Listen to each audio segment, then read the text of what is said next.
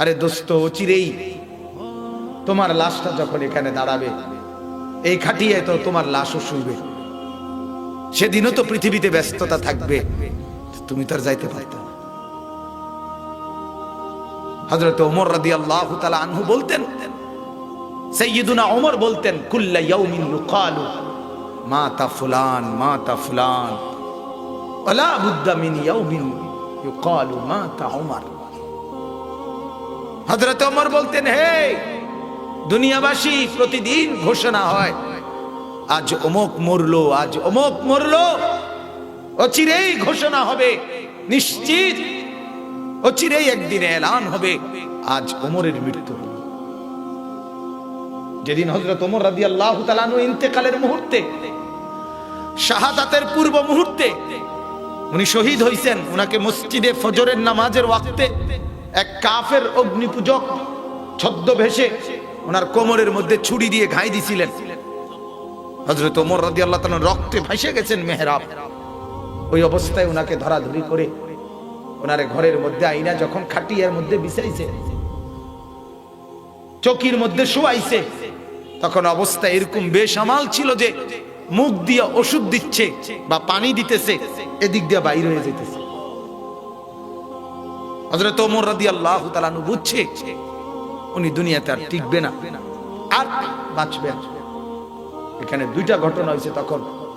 একটা হলো, যত লোক ওনাকে দেখতে আসছিল একজনের পর একজন কানতে কানতে আবার দেখে দেখে বিদায় নিচ্ছে। হযরত ওমর তখন একেবারে বেহাল।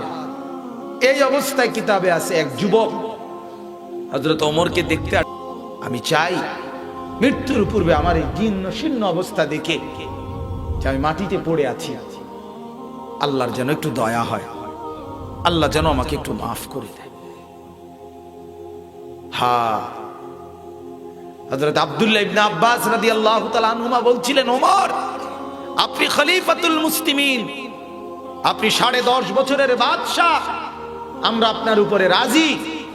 আপনার কৃতিত্বের কোনো অভাব নাই, আপনার নেকির কোনো অভাব নাই, আপনার ভালো কাজের কোনো অভাব নাই, কেন আপনি এই পেরেশানি করছেন?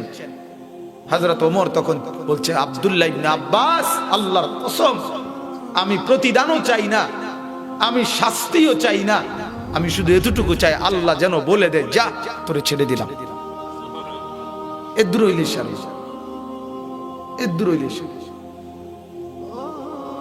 আমার বাপ।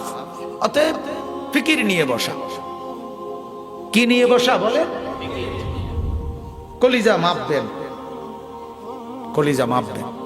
আমার শায়েখ আরিফ বিল্লাহ আল্লামা মুফতি মুশতাকুন নবী সাহেব হযরত দামাত বারাকাতুহুম এটা বলে যে, ভাই মাঝে মাঝে কলিজায় হাত দিয়ে দেখবেন এই দিলে আল্লাহ আছে তো, এই দিলে রাসূলুল্লাহ সাল্লাল্লাহু আলাইহি ওয়াসাল্লামের মহব্বত আছে তো, এই দিলের মধ্যে আখিরাতের মহব্বত আছে তো, নেক কাজের জজবা আছে তো। যদি দেখেন নাই, এটা বাড়াবেন,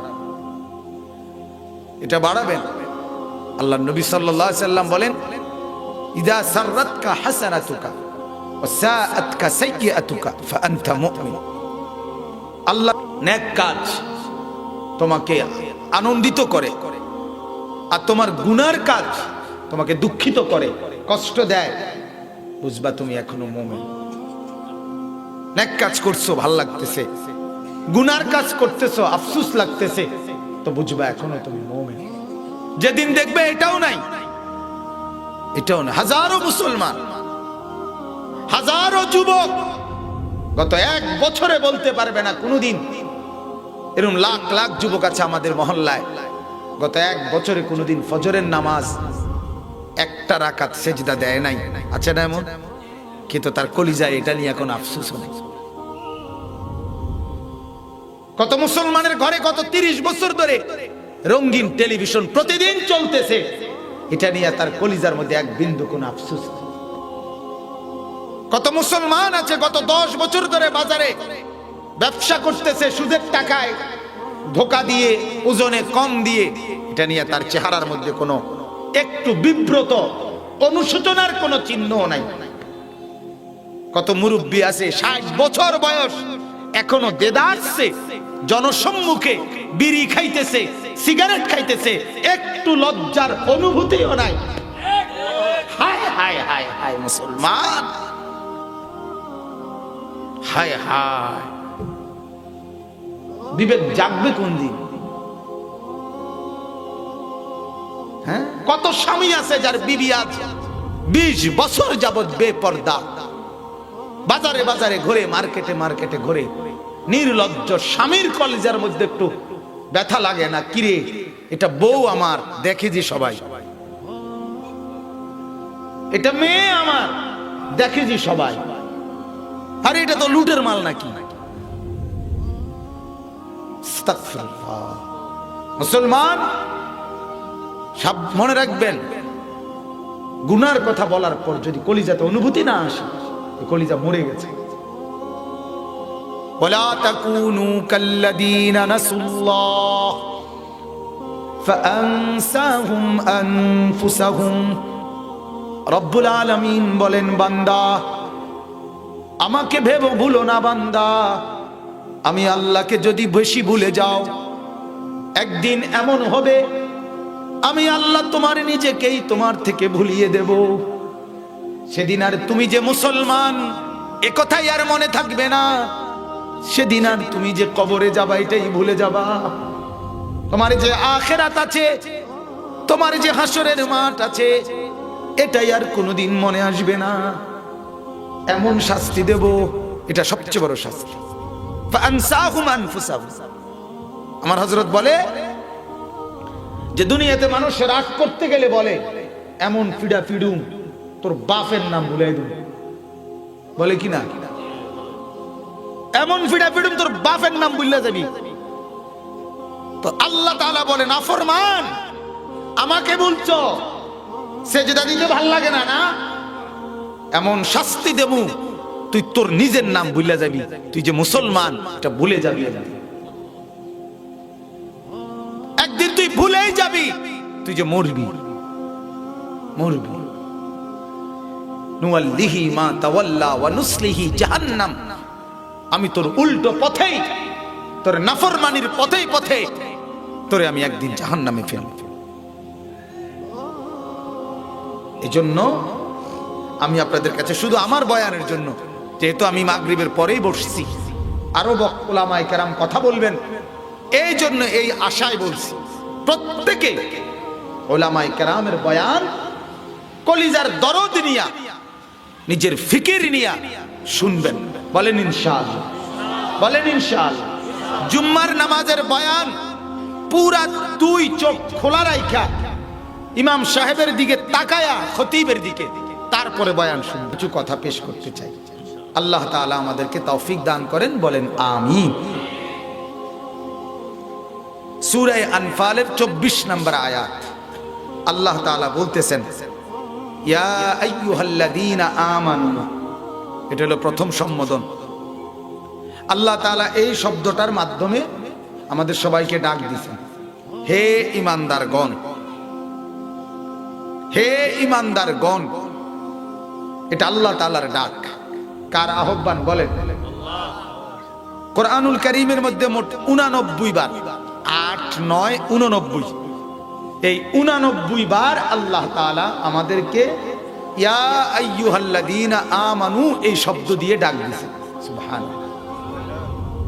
এই ডাক একথা প্রমাণ করে, যখনই এই ডাক আল্লাহ আমাদেরকে দিয়েছেন, তখনই একথা প্রমাণ করে আল্লাহ তাআলা আমাদের ঈমান গ্রহণ করে নিয়েছেন।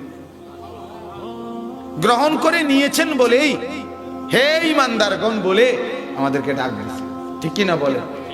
তাহলে এটা একটা সুখের কথা, এটা একটা সুখের খবর যে মালিক আমার ঈমান কি করে নিছে? গ্রহণ করে, গ্রহণ করে নিছে। 2 নাম্বার কথা হলো, এই শব্দটি ইয়া আইয়ুহাল্লাযীনা আমানু, আল্লাহ তাআলা একমাত্র সর্বপ্রথম তাফসীরে ইবনে কাসিরের আছে, এই আমাদেরকেই কেবল আখিরি নবীর উম্মত, প্রিয় নবী সাল্লাল্লাহু আলাইহি সাল্লামের ঈমানদার উম্মত যারা আমরা, মানে সেই খাদিজা, আবু বকর থেকে আজ পর্যন্ত এবং কিয়ামত পর্যন্ত নবীজির যত ঈমানদার উম্মত, তাদেরকেই আল্লাহ তাআলা মহব্বত করে এই শব্দ দিয়ে ডাক দিছেন। এর আগে আদম আলাইহিস সালাম থেকে নিয়ে ঈসা নবী পর্যন্ত যত নবীর উপরে যত লোক ঈমান আনছিল তারাও ঈমানদার, কিন্তু তাদের কাউকে কোনোদিন আল্লাহ এই শব্দ দিয়ে ডাকে নাই। বলেন আলহামদুলিল্লাহ। এটা শরাফতে উম্মতে মুহাম্মদ, উম্মতে মুহাম্মাদের শরাফত, এটা মর্যাদা। মর্যাদা কেন? রাসূলুল্লাহ সাল্লাল্লাহু আলাইহি ওয়াসাল্লামের মহব্বতে। এই বন্ধুকে তিনি আল্লাহ ভালোবাসেন বেশি, এই জন্য বন্ধুর উম্মতকেও ভালোবাসেন বেশি। সুবহানাল্লাহ। কোরআনুল কারীমের মধ্যে মোট 25 জন নবীর নাম আছে। কয়জন? 25 জন নবীর নাম। এবং ওই নামের মধ্যে আল্লাহ তাআলা বিভিন্ন নবীকে আল্লাহ কোরআনে নাম ধরে ধরে ডাক দিয়েছেন, বিভিন্ন দরকারে ডাক দিয়েছেন, তবে নাম ধরে ডাক দিয়েছেন। যেমন আল্লাহ তাআলা বলছেন, ইয়া আদম উসকুন আনতা ওয়া যাওজুকাল জান্নাহ, হে আদম তুমি এবং তোমার স্ত্রী জান্নাতে বসবাস করো। এই যে হে আদম, এটা কিভাবে ডাক দিলেন? নাম ধরে। কোন কিভাবে? কাকে ডাক দিছে? আদমকে। নূহ আলাইহিস সালামকে আল্লাহ ডাক দিছে, ইয়া নূহ ইন্নাহু লাইসা মিন আহলিক। নূহ আলাইহিস সালাম তার ছেলে কেনান, যেটা পানিতে ডুবে যাচ্ছিল, নূহ আলাইহিস সালাম আল্লাহকে আহ্বান করছিল, আল্লাহ এটা তো আমার ছেলে, ওই যে ডুবে যাইতেছে। আল্লাহ বলছে, হে নূহ এটা তোমার ছেলে না, বেঈমান তোমার কি হইতে পারে না? ছেলে। ইন্নাহু লাইসা মিন আহলিক। এই জন্য মনে রাখবেন বাজান, রক্তের বন্ধনের চাইতে ইমানের বন্ধন বড়। আমরা এটা উল্টে লাইছি। কি করবো হুজুর, নামাজ না পড়লে কি হইব, আমার ফুত তো। এটা উল্টার কথা না? এটা উল্টাইছি না আমরা? কি করুম, চুরি করলে কি করুম, আর আমার ফুত তো। ফুত কি আর হালাই দিতার উনি? জি কি আর হালাই দিতার? নামাজ না পড়লে কি হইছে, গাঁজা খাইলে কি হইছে? অথচ আল্লাহ তাআলা বলেন না, ঈমান আনে নাই, এটা তোমার ছেলে না। ইন্নাহু আমালুন গায়রু সালিহ, এটা বেআমল সন্তান। আর নাফরমান ঈমানদারের সন্তান হইতে পারে না। এজন্য উচিত ছিল যে ঘরের সন্তান নামাজ পড়ে না, সে ঘরের বাপ, সে ঘরের মা, ওই ঘরে এই যুদ্ধের ঘোষণা দেওয়া যে হয় নামাজ পড়বা, সেজদা করবা, নয় আমার খাবারের এক লোকমা খাওয়া হারাম। এই কথা যদি মা আর বাবা যদি আখিরাত বিশ্বাসী হতো তো এই কথা বলতো। কোরআনুল কারীমে আল্লাহ আল্লাহ বলছে, আল্লাহ বলছে, মান ইউশরিক বিল্লাহ হারামাল্লাহু আলাইহিল জান্নাহ। আল্লাহ বলে, আমার সাথে যে শিরিক করবি আমি আল্লাহ জান্নাত তার জন্য হারাম। সাবধান, তুই আমার জান্নাতের দ্বারে আইস না। তাহলে মালিক যিনি এত বড় রহমান, তিনি যদি এত বড় কথা বলে যে তুই আইস না আমার দ্বারে, মুশরিক তুই, কেন তুই আমাকে বাদ দিয়ে অন্যকে ডাকলি? তো ঠিক এক বাপ এক মা বাজান, এটা হওয়া উচিত ছিল। আমার মনে আছে, আমি আমার পড়ালেখার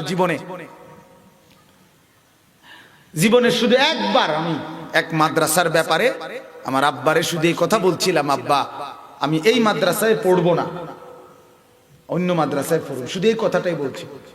আমার স্পষ্ট মনে আছে, আমার আব্বা সাথে সাথে বলছিল, ফুত পরের বেলা ভাত আমার ঘরে খাইও না, পরের বেলা ভাত আর খাইও না এই ঘরে, সাবধান, এক্ষণ বাইরে ঘর থেকে, তোমার কামাই তুমি করে ভাত খাও, জেনে মনে কো হেনে ফরো নইলে ঘাস কাটো। সাথে সাথে কানতে কানতে, ছোট মানুষ তখন, কানতে কানতে মাদ্রাসায় গেছি। বাবার সেই কঠোর শাসন আজ বরকত দিছে কিনা বলে? লস হয় না। সেদিন হয়তো চোখের পানি পড়ছে, বুঝি নাই, আজ বুঝি। আজ বাবার জন্য চোখের পানি আসে যে হা বাপ, আপনার সেই কঠোর শাসন আমার উপকারে আসছে। এজন্য বাজান এটা ফাঁকি দিয়ে বলে রাখলাম, আজ আমরা আমাদের সন্তানদেরকে ছেড়ে দিছি, আমার দিবানিশির সবচেয়ে বড় ব্যথা এটা। আমি রাত নতুন আসছি না পুরাতন আসছি, আমি এগুলো ভাবিও না। 1 মিনিট বলতে পারছি না, 1 ঘন্টা বলতে পারছি, আমি এটাও ভাবি না। আমি বুঝি বাজান আজ অভিভাবকরা তারা তাদের উপার্জন চিনে না। আমার সবচেয়ে দুঃখের কথা এটা। কোরআন এবং সুন্নাহর ভাষায় এক মানুষের সবচেয়ে বড় অর্জন তার বিবি বাচ্চা। যার বিবি নামাজি দিনদার, যার ছেলে মেয়ে নামাজি, আল্লাহর কসম এটা আপনার 60 বছরের সবচেয়ে বড় কামাই। এটা যদি বুঝতেন তো আমার আশা সার্থক। শুধু এই কথাটাই শুধু বুঝেন যদি। আজ মুসলমান দুর্ভাগ্য, সোফার কাঠ সবচেয়ে মজবুত মালয়েশিয়ান কাঠ, সেগুন কাঠ, ডাইনিং টেবিলের কাঠ অত্যন্ত মজবুত। হায় মুসলমান, সোফার কাঠ 10 দোকান খুঁজা নির্বাচন করলেন, এত মজবুত এত উন্নত মানের, কিন্তু আপনার চোখের সামনে আপনার সন্তানটা অসভ্য জানোয়ার, একটা সেজদা করে না, বিবি একটা পর্দা করে না, মেয়েটা কোনো পর্দা করে না, বিবি বাচ্চা একজনও আল্লাহর কোরআন পড়ে না। হায়, খাট এত মজবুত, সন্তান কেন এত অসৎ? সোফা তো ভালো মানের, বিবি কেন এত নিকৃষ্ট মানের? ডাইনিং টেবিল এত উন্নত মানের, ছেলেটা কেন এত নিম্ন মানের? বলেন বলেন।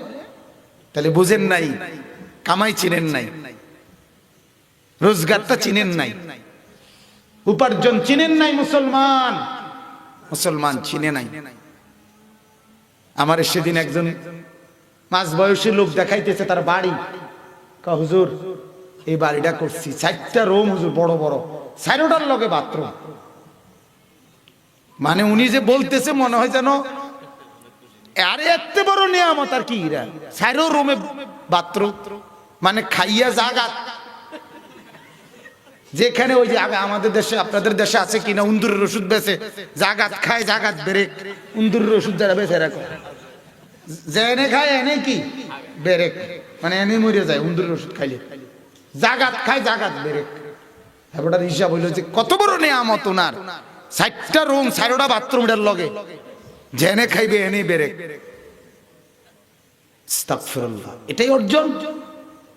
এই ছিল 60 বছরের কামাই? আল্লাহ আমাদেরকে বুঝার তৌফিক দান করেন। এজন্য বাপ এটা বোঝা উচিত, আমার কামাই হলো আমার বিবি, আমার ছেলে মেয়ে।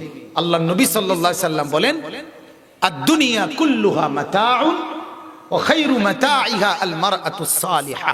কেন বলল নবী এই কথা? আল্লাহ রাসূল এটাই তো বুঝাইলেন, তামাম দুনিয়া তোমাদের জন্য সম্পদ, তন্মধ্যে তোমাদের সর্বোৎকৃষ্ট সম্পদ হলো তোমাদের একজন নেককার স্ত্রী। নেককার বিবিকে আল্লাহ নবী কি বলছে? সর্বোৎকৃষ্ট সম্পদ, এটা পুঁজি, এটা তোমার কামাই। আল্লাহ নবী সাল্লাল্লাহু আলাইহি সাল্লাম বলেন, আল্লাহ নবী একদিন বলেন, আলা উনাব্বিউকুম বিখাইরি মা ইয়াকনিজুল মারউ। ও আমার সাহাবীরা, আমি কি তোমাদেরকে কারো জমাকৃত সম্পদ, কানজ, জমাকৃত ধনভাণ্ডার, তন্মধ্যে তার সবচেয়ে বড় শ্রেষ্ঠ ধনভাণ্ডার কি সেটা বলবো? সাহাবীরা বলল, বলেন ইয়া রাসূলুল্লাহ। তখনও আল্লাহর নবী আবার বললেন, আল মারআতুস সালিহা, যার ঘরে একজন নেক স্ত্রী আছে সে হলো ওই ঘরের সবচেয়ে উৎকৃষ্ট ধনভাণ্ডার, ওই ঘরের সবচেয়ে বড় পুঁজি। তাহলে নবী সাল্লাল্লাহু আলাইহি সাল্লাম উম্মতকে বুঝাইছেন, আমার উম্মত সম্পদ হলো তোমার স্ত্রী সন্তান। আর আমরা বুঝি সম্পদ হলো সোফাটা হেভি, খাট মজবুজোর, কইতেইটা ইঞ্চি জানেননি, কমপক্ষে 30টা ব্রিকফিল্ড চাইয়া 80 ইঞ্চি, হেবাটা 30 ব্রিকফিল্ড চাইয়া 8 আনছে, কেরামতি কয় হেবাটা। এই যে টাইলস এটি সবটি মালয়েশিয়ান টাইলস, একটাও নরমাল কোনো টাইলস লাগাইছে না, যাতে করে মুছতে কোনো অসুবিধা না হয়। হ্যাঁ, আস্তাগফিরুল্লাহ। হায় মুসলমান, কি বলে নিজের টাইলসের বাহার খাটের বাহার দেখাচ্ছে। ছেলে নামাজ পড়ে না, মেয়ে নামাজ পড়ে না, স্ত্রী পর্দা করে না, ঘরে রঙিন টেলিভিশন চলে, ছেলে মেয়ে সবগুলোর হাতে একটা একটা বড় মোবাইল, এগুলো সারা রাত উলঙ্গ ছবি দেখে, নর্তকীর নাচ দেখে, জিনার ব্যভিচারের দৃশ্য দেখে, গেমস খেলে, ফুর্তি করে। মেয়ে গভীর রাতে আরেক অসভ্য জানোয়ারের সাথে কথা বলে, ছেলে জানোয়ারে আরেক নর্তকীর সাথে কথা বলে। বাহ, জিন্দেগি না? এর নাম জিন্দেগি। ওমা হাদিহিল হায়াতুদ দুনিয়া ইল্লা লাহবুন ওয়া লাইব। আল্লাহ বলেন, বান্দা, এটা আমি বানিয়েছি, এই জগৎ আমি সাজিয়েছি, এই দুনিয়া আমি বানিয়েছি, আমি আল্লাহই বলছি বান্দা, এটা পুরাটাই তামাশা, এটা পুরাটাই খেলাধুলা, এটা খেলনা, এটা আসল না। দুনিয়া কি? খেলনা। আসল জান্নাতে ওয়া ইন্নাদ দারাল আখিরাতা লাহিয়াল হায়াওয়ান। আল্লাহ বলেন, আখিরাতের ঘর, জান্নাতের ঘর, এটাই হলো আসল জীবন, ওটাই হায়াত। এই কেন এই কথা বলছি? ইয়া আইয়ুহাল্লাযীনা আমানু। তো বলতেছিলাম, আল্লাহ তাআলা নূহ নবীকে বললেন, হে নূহ। আল্লাহ কোরআনে বললেন, ওয়ামা তিলকা বিয়ামিনিকা ইয়া মূসা। হে মূসা, তোমার ডান হাতে এটা কি? মূসা নবী বললেন, এটা আমার লাঠি। বলছে, এটা ফালাও তো মাটিতে। হয়ে গেছে এটা বড় সাপ। মানে আমি শুধু ওই নামটা দেখাইতেছি, হে মূসা। এরপরে আল্লাহ বলেন, ইয়া জাকারিয়া ইন্না নুবাশশিরুকা বিগুলাম। হে জাকারিয়া, তুমি অনেক দিন ধরে একটা ছেলে চাইতেছো আর দিবানিশি কাঁদতেছো, যাও তোমার একটা ছেলে দেব, এই সুসংবাদ দিলাম। এই হে জাকারিয়া, নবীরে কি বলে ডাক দিতে? বলে না? আল্লাহ কোরআনে বলেন, ওয়া নাদাইনাহু আন ইয়া ইব্রাহিম কাদ সাদ্দাকতার রুইয়া। হে ইব্রাহিম, ছেলেটাকে উপর করে ইসমাইলের গর্দানে যে ছুরি রাখছো, এতেই আমি আল্লাহ বুঝ পাইছি পরীক্ষায় কামিয়াব। আল্লাহ একদো না, এর দূরে বুঝ পাইছি। প্রথম পৃষ্ঠা দেখেই বুঝছি তুমি ভালো ছাত্র। ওই যে খাতার প্রথম পৃষ্ঠা দেখেই ওস্তাদ বুঝালায় যে লেখা ভালো ছেলেটার। আল্লাহ পাক শুরু দেখেই বুঝে ফেলছে ইব্রাহিম পারবে। ইব্রাহিম কি? হে ইব্রাহিম, কি বলে ডাক দিছে? এরকম অনেক আছে কোরআনে। কিন্তু আল্লাহ পাক রব্বুল আলামিন এই পুরা কোরআনুল কারীমের মধ্যে আমাদের নবী সাল্লাল্লাহু আলাইহি ওয়াসাল্লাম ওনার নাম উল্লেখ করছে। নবীজির নাম মুহাম্মদ, এটা কোরআনে আছে। নবীজির নাম আহমদ, এটা কোরআনে আছে। কিন্তু একবারও আল্লাহ তাআলা এই নাম দিয়ে নবীজিকে কোরআনে কোনোদিন ডাকে নাই। ইয়া মুহাম্মদ এই নামে কোরআনে কোনো আয়াত নেই। ইয়া আহমদ, হে আহমদ এই নামে কোরআনে কোনো আয়াত নেই। সুবহানাল্লাহ। যতবার ডাকছে ততবার ইয়া আইয়ুহান নবী, হে নবী আমার। কখনো বলছে ইয়া আইয়ুহার রাসূল, হে রাসূল আমার। কখনো নবী কম্বল গায়ে দিয়ে শুইছেন, আল্লাহ বলেন, বন্ধু আপনাকে ডাক দিতে চাই। এখন দেখি আপনি কম্বলের নিচে, কেমনে আপনারে একলা ডাকি, কম্বলকে বাদ দেই কেমনে? চলেন বন্ধু কম্বল সহই ডাক দেই। ইয়া আইয়ুহাল মুজাম্মিল, ও কম্বল পড়া বন্ধু আমার। আল্লাহর নবী চাদর গায়ে দিয়ে আল্লাহর নবী আছেন। আল্লাহ বলেন, বন্ধু এখনো তো ডাক দিতে হচ্ছে, কিন্তু গায়ে তো দেখি চাদর। বন্ধুরে গায়ে চাদর, আপনাকে তো ভালোবাসি আমি, ওই চাদরকেও তো আমি ভালোবাসি। আপনার গায়ে লাগলে চাদর, সেটাও হয়ে যায় আমার মহব্বতের। চলেন চাদরকে কেমনে বঞ্চিত করি, ওই চাদরটাকেও কোরআনের আয়াত বানিয়ে দেই। ইয়া আইয়ুহাল মুদ্দাসসির, ও চাদর পরা নবী আমার। মুসলমান, নবী পাক সাল্লাল্লাহু আলাইহি সাল্লামের সাথে চাদর লাগলে চাদর দামি হয়, কম্বল লাগলে কম্বল দামি হয়। তুমি লাগলে তুমিও দামি হবে, আমি লাগলে আমিও দামি। যে লাগবেন তিনি দামি হবেন। পরশ পাথরে যেই লোহাই লাগে সে লোহাও দামি হয়ে যায়, মণিমুক্তা হয়ে যায়। আল্লাহ আমাদেরকে বুঝার তৌফিক দান করেন। তাইলে আল্লাহ তাআলা রাসূলুল্লাহ সাল্লাল্লাহু আলাইহি সাল্লামকেও অন্য নবীদের মতো করে ডাকেন নাই, ঠিক অন্য নবীর উম্মতদের মতো আমাদেরকেও ডাকেন নাই। ওনাকে যেমন আলাদা ডাকছে আমাদেরকেও আলাদা ডাকছে। বলেন আলহামদুলিল্লাহ। ইয়া আইয়ুহাল্লাযীনা আমানু, হে ঈমানদারগণ, হে মুমিনগণ। এবার আল্লাহ কি বলেন? ইস্তাজিবু, তোমরা গ্রহণ করো, তোমরা মান্য করো, সাড়া দাও, কবুল করো। লিল্লাহি ওয়ালির রাসূলি ইদা দাআকুম, আল্লাহ এবং তার রাসূল যখনই তোমাদেরকে কোনো কিছুর আহ্বান করে, আল্লাহ এবং তার রাসূল যখনই তোমাদেরকে কোনো কাজের আহ্বান করে, কোনো নেক কাজের কথা বলে, সাথে সাথে তোমরা সেটা গ্রহণ করো। আল্লাহ ইমানদারের কাছে এটা চাচ্ছে, আমাদের কাছে আল্লাহর এটা চাওয়া, যেহেতু তোমরা ঈমান এনেছো আমি জান্নাত দেব তোমাদের। ঈমানদারের জন্যই তো জান্নাত, ঠিক কিনা বলেন? তাহলে আল্লাহ বলেন যেহেতু ঈমান আনছো এক ধাপ আগায় গেছো, এবার আমি তোমাদেরকে জান্নাত দেব। বিনিময়ে জান্নাত পেতে হলে আমি আল্লাহ আমার রাসূলের মাধ্যমে যা কিছু তোমাদেরকে আহ্বান করেছি, বলেছি, তার সবটা তোমরা গ্রহণ করো। লিমা ইউহয়িকুম, ওই কথাটা আবারও বললাম। কেন আল্লাহ এটা বলছেন? আল্লাহ বলেন যদি আমার কথা শুনে নাও, আমার রাসূলের কথা শুনে নাও, আল্লাহ বলেন ও বান্দা এর মাধ্যমেই তুমি জীবন পাবা। আল্লাহর গোলামির মধ্যেই জীবন, রাসূলুল্লাহ সাল্লাল্লাহু আলাইহি ওয়াসাল্লামের অনুসরণের মধ্যেই জীবন। জীবন বেঁচে থাকা, এটাকেই বেঁচে থাকা বলে।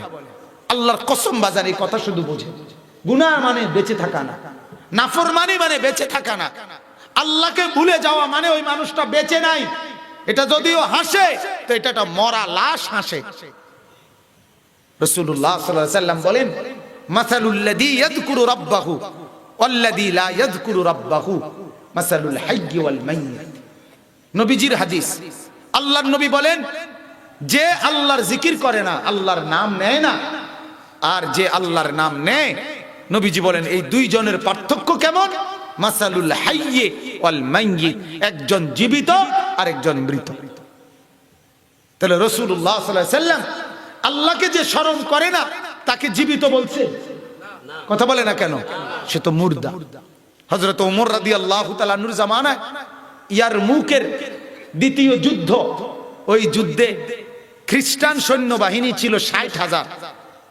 হযরত ওমর যুদ্ধের জন্য সৈন্য পাঠাবে, সাহাবীদেরকে মশওয়ারায় বসছে, পরামর্শে, এরকম মিটিং এ। তো সাহাবীদেরকে জিজ্ঞেস করছে তোমরা বলো কয়জন পাঠাইতাম ৬০,০০০-এর মোকাবেলায়? তো অধিকাংশ সাহাবী বলছে ৬০ জন। কয়জন? হযরত ওমর বললেন আরো মশওয়ারা দাও। আরেকজনে দাঁড়ায় বলছে খলিফাতুল মুসলিমিন ৩০ জন। কয়জন? প্রতিপক্ষ কয়জন? ৬০,০০০। কাফের কয়জন? হযরত আলীকে, হযরত ওমর এবার খালিদ ইবনুল ওয়ালিদ, এই হযরত খালিদকে জিজ্ঞেস করছে, খালিদ তুমি কও কয়জন দিতাম? হযরত খালিদ ইবনুল ওয়ালিদ দাঁড়িয়ে বলছে আমিরুল মুমিনিন আমাকে একা পাঠাইলেই চলে, আমি একলা গেলেই সারি। হযরতে ওমর বললেন খালিদ এটা কি একটু বাড়াবাড়ি হয়ে গেল না? মানে ওমর বলতেছে এটা একটু বেশি বাড়াবাড়ি মনে হইতেছে না? কি কও তুমি, তুমি একলা গেলেই হয়। মানে হযরত ওমর ভাবছেন অহংকার করে বলতেছে কিনা যে আমি একলাই পারু। হযরত ওমর বললেন একটু বাড়াবাড়ি হয়ে গেল না? হযরত খালিদ ইবনুল ওয়ালিদ রাদিয়াল্লাহু তাআলা বললেন আমিরুল মুমিনিন আল্লাহর কসম আমি বাড়াবাড়ি করার নিয়তে বলছি না, বরং লক্ষ্য উদ্দেশ্য হলো হেই আল্লাহর নবী বলছে যারা আল্লাহকে ডাকে তারা জীবিত, আর যারা আল্লাহকে ডাকে না তারা মৃত।